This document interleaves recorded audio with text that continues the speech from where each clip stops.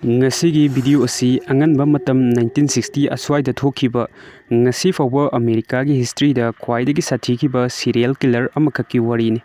Hairiba serial killer asi kanano haiba ngasi fu khangba ngamdriba khwaidagi sathikiba serial killer amakakni.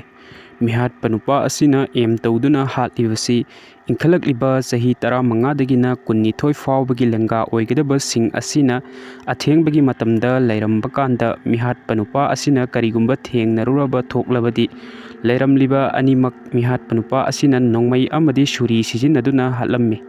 aduga karigumba amam athengi matamda topi uptuna gari thoba thengnarabadi mioi adugi tungda mihat pa asina lotna innaduna karigumba mioi aduna lambi lamkhangda gari khamlakpagi khudongchaba lauduna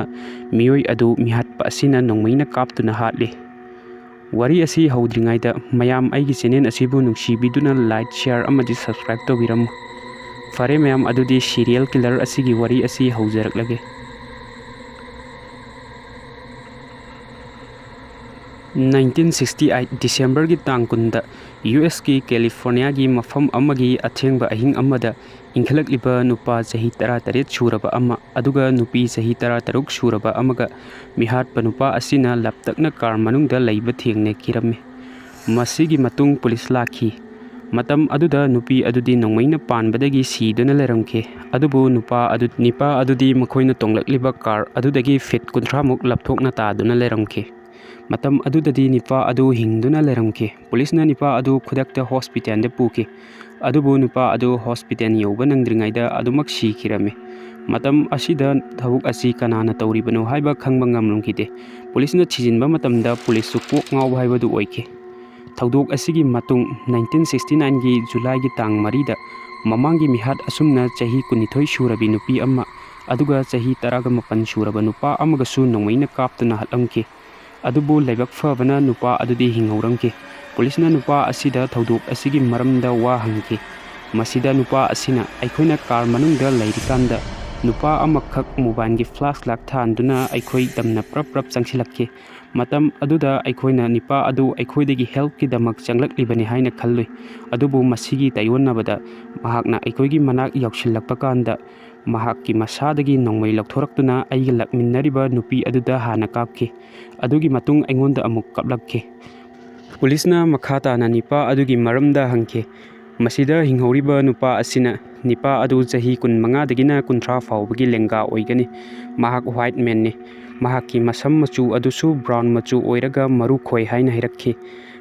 masigi tung thaudok asi thokiba tha ama leiraba tungda California da leiba newspaper print of mafam anida masak khangdaba mioi amakhakna letter tharakhe letter asi irakliba mioi asi mihatpa masamakna letter asida hatliba mioi sing adu aina hatpani haina saktak charkhe aduga letter aduda cross sign yeklangke aduga letter aduda code language oiba wahi ahumkhak iduna leramke letter asi tharakliba mihat pa asina letter asi newspaper da print tawduna hapnaba hairakki karigumba haptrabadi makhoiso hatkani haina ki halakki masina maram oiduna makhoiso newspaper da mihat panupa aduna tharakliba letter adumak print tawduna hapki makhata na irakliba code language oiba wahi ahum adu kari hairino ti haina thijinba matamda ai makhata na mi hatkigani haiba oiramke masidagi police na mihat panupa asi zodiac killer haina khangnaki masigi tung tha amamuk leiraga amuk August ki tang marida letter ama tharakhe letter asi mihat panipa aduna tharakpa oiramke letter asi editor da tharakpane mihat panipa asina tharakliba letter asi gi ahanbada dear editor this is the zodiac speaking haina horaga tharaklamke mihat panipa asina asumna makha tarakhe ai mi hatpa pame maramdi jungle da sa tanba chatpadagidi mi hatpana hena nungai malemda khwaidagi fattaba sadi mioi bahaiba sa makhalsini aina mi halibagi maramdi aina sirakalda heaven da ai nungaina leinagaigini maramdi aina haliba mioi sing adugi thawaina hebel da aigi minai oinangagini aigi ming nakhoida haidokloi maramdi nakhoina ai thiraktuna aina tawriba thabuk hebel da aigi minai oinangagi aina hujik mi kyagi thawai khongatlibasi nakhoina aingonda ayarpa pirakpa yai asi hairaga mihat panipa asina letter asi loisinke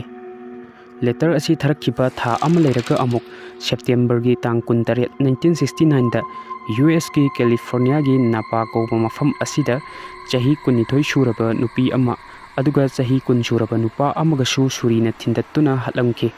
nupi adudi mafam aduda adumak siduna leramki adubu nipa adudi leibak fabana hingauramki nipa adugi manamgonda surina tarurak thilamki nipa adu khudakta hospital da police na pukhatki asumna nipa adu masa tapna fagalakki masidagi police na nipa aduda thodok asigi maramda wa hangki masida nupa asina thodok adu thoktringaida aikoin anina famdana wari sari kanda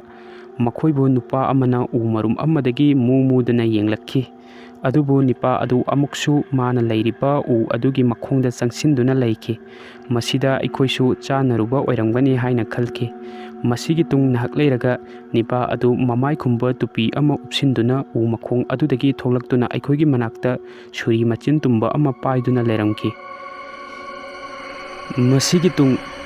tanja aduda aikoina leiriba mafam asida mi ama fau leiramde ichikchi leiriba haibabu aikoi ani khaktani aikoina tunglomda mina ningsha honbagi makhol ama tai haiduna onthorakpa matamda mihat panipaduna aikoibu mana pairiba suri aduna thilakki aduga aikoibu mahakna sire haina hundoklamkibani mihat pa nupa adugi mapuk adwaida cross sign yeklamki wa asi tarabatung police na thabuk asi mi ama khaktana tawbani haiba khangba ngamki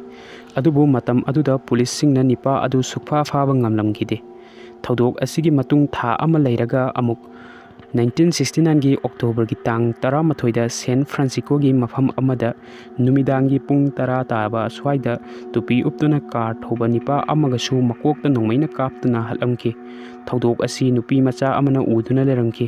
nupi macha asida thodok asigi maramda police na wa hangba kanda nupi macha asina asum nerakki miyoi adu chahi 15 dagina 30 fawagi lenga oigani mahak white man ni mahaki masangi machu adusu brown machu oiraga maru su khoi masidagi police na thabuk asi miyoi ama kaktana chatharakpani haiba khangba ngamki thodok asigi tung mihat panipa asina sathibagi chang asi police ta letter amuk thajilaktuna aina apunba hatkiba mi masing asi 38 ni haina hairakki